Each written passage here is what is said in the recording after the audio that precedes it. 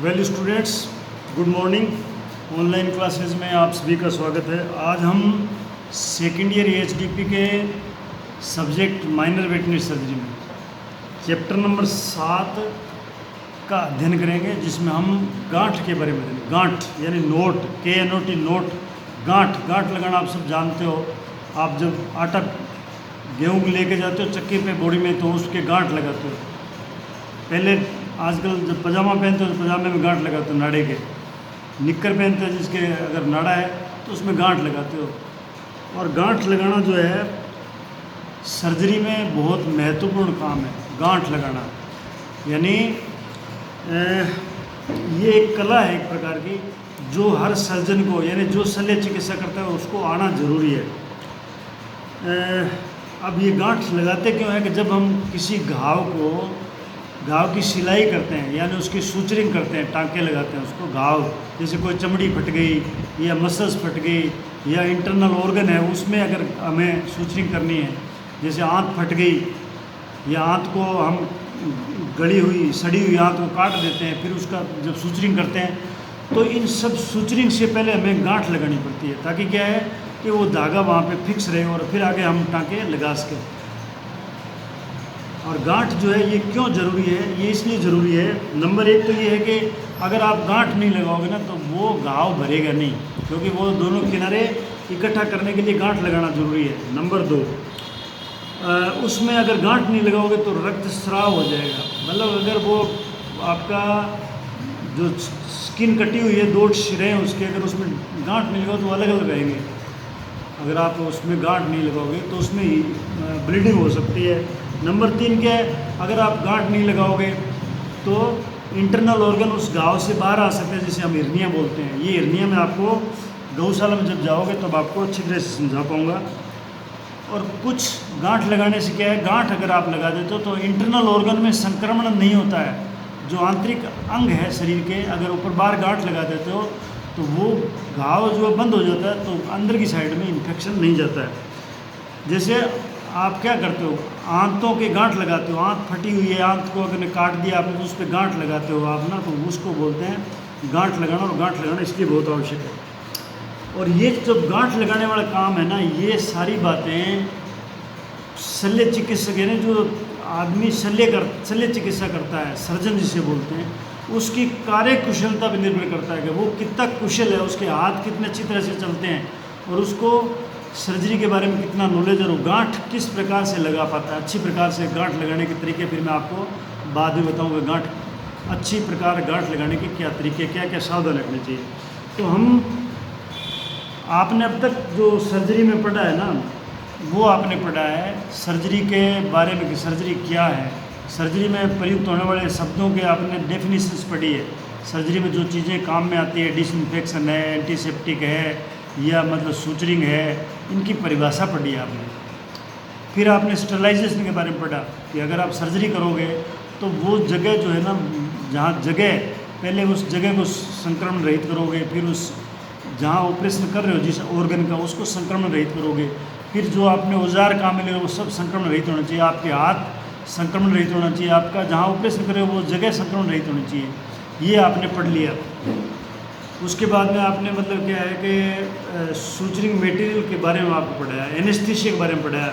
अगर आप टाँके लगाओगे तो पहले उसको सुन्न करोगे ना उस जगह को, तो हमने एनेस्थीसिया के बारे में डिटेल में पढ़ा। हमने एनेस्थीसिया के बारे में डिटेल में पढ़ा। उसके बाद में हमने सूचरिंग मटेरियल के बारे में पढ़ा कि सूचरिंग करने के लिए क्या क्या चीज़ें काम में आती है। धागे कितने प्रकार के होते हैं, नेचुरल है कौन से है, प्राकृतिक कौन से है, कृत्रिम कौन से है, उनके लाभ हानि, उनके वो सस्ता आता है कि महंगा आता है, ये सब चीज़ें हमने पढ़ी। अब हम आगे जो नेक्स्ट है वो हम पढ़ेंगे गांठ लगाना, नोट। आप सपोज करो गांठ लगाने के लिए सबसे पहले तो क्या है कि आपके पास में नीडल होल्डर होना चाहिए। ये नीडल होल्डर नहीं है, ये आर्टरी फोरसेप है, लेकिन नीडल होल्डर का काम मैं इसे लेऊँगा। तो आपके पास में नीडल होल्डर होना चाहिए। फिर आपके पास में स्केलपल हैंडल होना चाहिए जिसमें ब्लेड लगी हुई है। ये ब्लेड है, स्केलपल ब्लेड है, और हैंडल आपके पास होना चाहिए। एक आपके पास में कैंची होनी चाहिए जिससे आप धागे को काटते हो, वो कैंची भी आपके पास में होनी चाहिए। फिर आपके पास में सूचरिंग मटेरियल में क्या है एक तो आपके पास धागा होना चाहिए। ये धागा जो है ये सूती धागा है, ये सूती धागा है, कॉटन थ्रेड है। और ये नायलॉन का धागा है, ये नायलॉन का धागा है। ये स्किन को बाहर से टांके लगाने का काम आता है। कुछ केटकट वगैरह है वो आपको मैं जब आगे सूचरिंग बताऊँगा उस टाइम आपको केटकट भी दिखाऊँगा। और ये नीडल है, इसमें सूचरिंग नीडल है, ट्रोमेटिक एट्रोमेटिक छोटी बड़ी सब होती है। एक सबसे इम्पोर्टेंट चीज़ ये है कि आपके पास में वो जानवर होना चाहिए जिसके आप टांके लगा रहे हो। वो जानवर आपके पास में होना चाहिए जिसके आप टांके लगाते हो या गांठ लगाते हो। अब गांठ लगाने के लिए क्या है, गांठ जो है वो 4 प्रकार की होती है। 4 प्रकार की गांठ होती है। एक होती है बोरी वाली गांठ, बोरी वाली गांठ को हम ग्रेनी नोट बोलते हैं, इंग्लिश में ग्रेनी नोट बोलते हैं। एक चौकोर गांठ होती है जिसको हम स्क्वायर नोट बोलते हैं। और एक सर्जन नोट होती है जिसको चिकित्सीय गांठ यानी शल्य चिकित्सीय गांठ बोलते हैं। शल्य चिकित्सक उस गांठ को लगाता है उसको सर्जन नोट बोलते हैं। और एक होती है डबल सर्जन नोट, यानी जो सर्जन नोट है उसको 2 बार अगर उसको लगा देते हैं गांठ को तो वो डबल सर्जन नोट हो जाती है। और इनका सबका अलग अलग महत्व है। अब मैं आपको बताऊंगा। अब आप सपोज करो कि ये हमारे पास में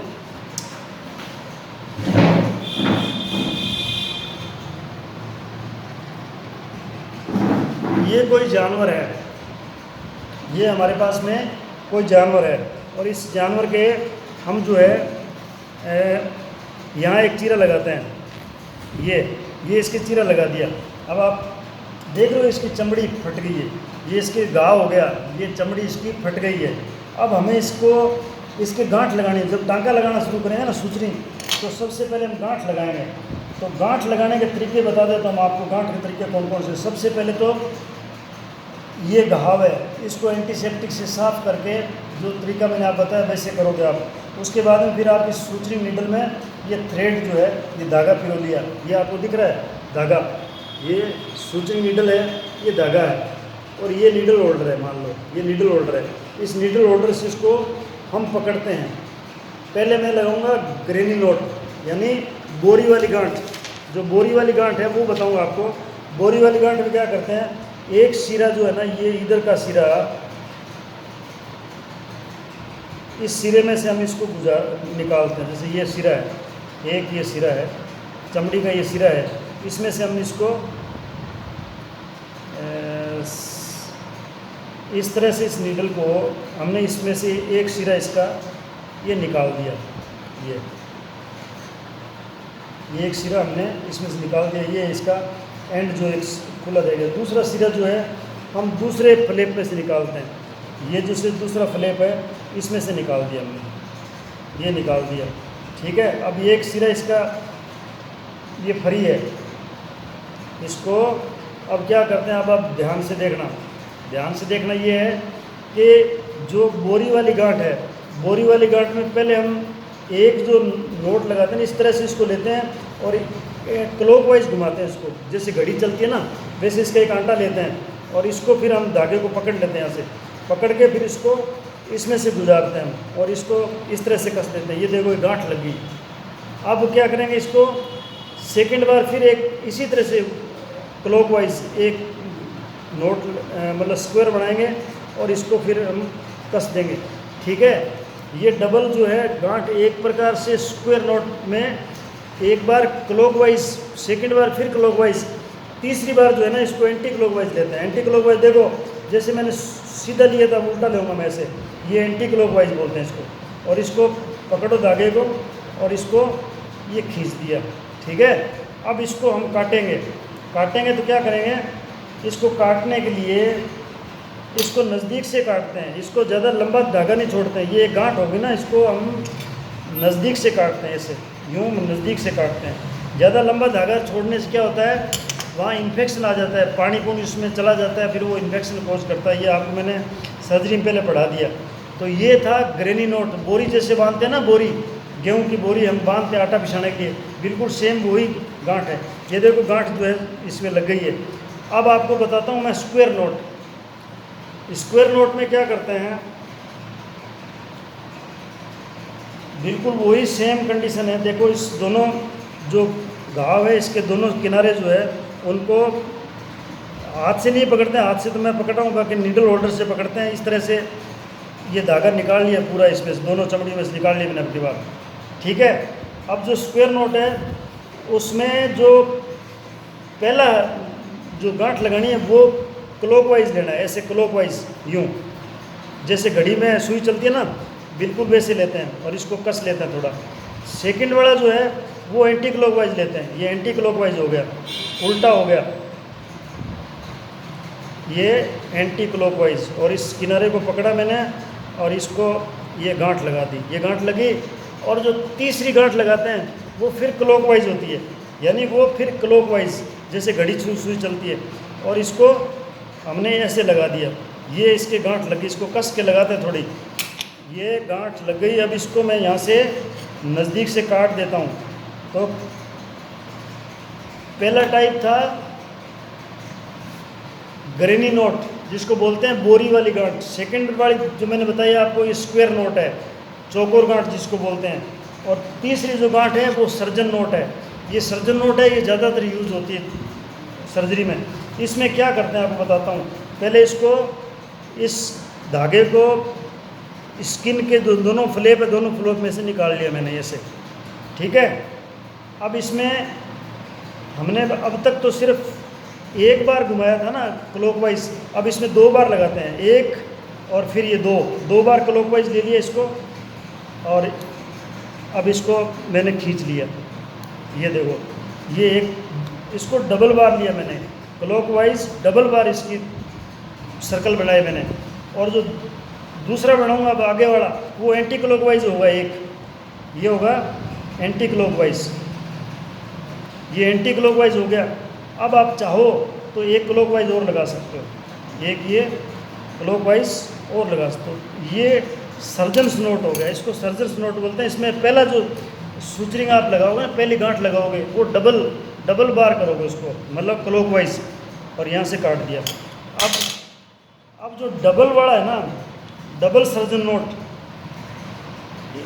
इसमें सिर्फ जो अभी मैंने बताया उसमें जो आपने जो लास्ट में लगाया वो नहीं लगाते हैं, ये डबल सर्जन नोट में लगाते हैं। ये जो लास्ट में लगाया ना क्लॉकवाइज, ये इसमें नहीं लगता है, ये सिर्फ लगता है डबल सर्जन नोट में। अब डबल सर्जन नोट में क्या करोगे, डबल सर्जन नोट में सबसे पहले आप इसको, ये स्किन के 2 फ्लैप है उनमें से निकाल लोगे, ये ऐसे निकाल लिया, स्किन के 2 फ्लैप में से ये इसको निकाल लिया।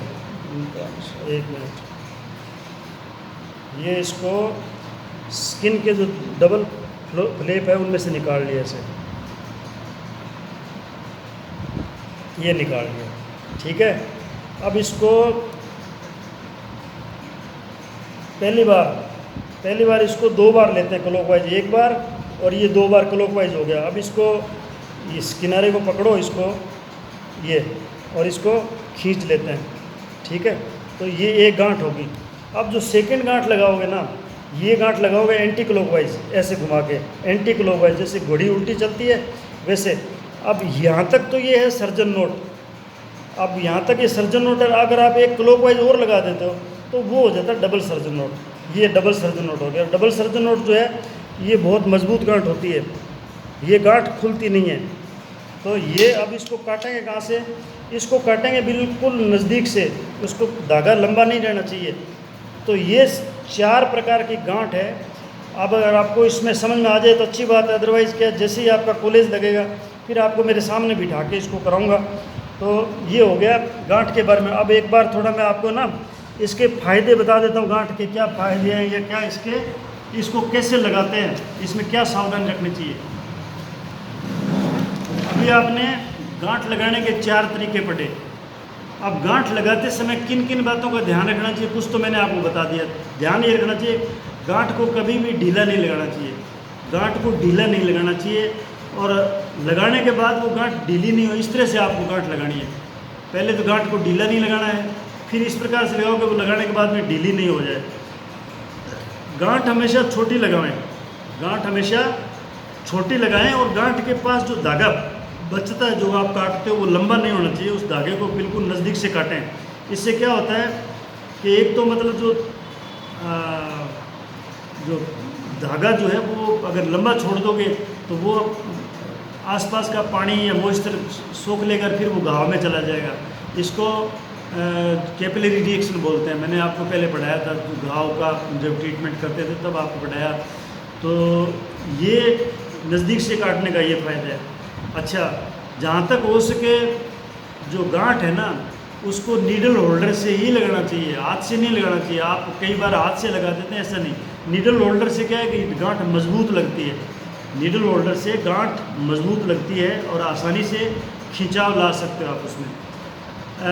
गांठ को ज़्यादा खिंचाव करके नहीं लगाए, नहीं तो क्या है वहाँ के टिश्यू जो है वो उनको नुकसान हो सकता है। ज़्यादा कस के गांठ लगाते हो ना खिंचाव करके, तो वहाँ के टिश्यू जो है वो उनमें खिंचाव आ जाएगा और टूट सकते हैं। अपनी भाषा में उसको कहते हैं घाव का छिकना। घाव का छिकना बोलते हैं हमारी भाषा में। यानी वहाँ का टिश्यू कट सकता है और वहाँ की खून की सप्लाई कम हो सकती है, जिससे घाव देरी से भरेगा। अच्छा, एक गांठ जब आप लगा देते हो, मैंने आपको बताया 2-3 बार गांठ लगाई, जैसे मान लो एक बार क्या क्लॉकवाइज फिर एंटी क्लॉकवाइज लेते हैं, तो आपको एक गांठ लगाने के बाद में उस गांठ के ऊपर कुछ दबाव रखना चाहिए दूसरे औजार से, नीडल होल्डर से, किसी से। जब आपके साथ में कोई दूसरा हेल्पर होता है ना, तो वो उस पर दबाव रखेगा, जिससे क्या है वो गांठ जो ढीली नहीं होती है। फिर अगर आपने दबाव लगा के दूसरी गांठ लगाओगे तो गांठ ढीली नहीं होती है, गांठ अपनी भाषा में कहते हैं सिरक जाती है, वैसी कंडीशन नहीं होगी। तो ये जो सारी चीज़ें हैं ना, ये सावधानी गांठ लगाने में काम में लेनी चाहिए। गांठ क्यों लगाते हैं मैंने आपको बता दिया। अब हम जो है ना नेक्स्ट वाला लेक्चर जो है उसमें हम पढ़ेंगे टांके लगाना, यानी सूचरिंग के बारे में। घाव में टांके कई प्रकार के लगते हैं, अंदर के ऑर्गन है उनमें अलग टांके लगते हैं। वेजाइना में टांके लगाते हैं तो वो पर्स स्ट्रिंग टाइप सूचरिंग करते हैं, कुछ में कैसे करते हैं, किसी में कंटिन्यूस करते हैं, किसी में सिंपल करते हैं। तो ये हम कल पढ़ेंगे। आज के लिए बस इतना ही। धन्यवाद।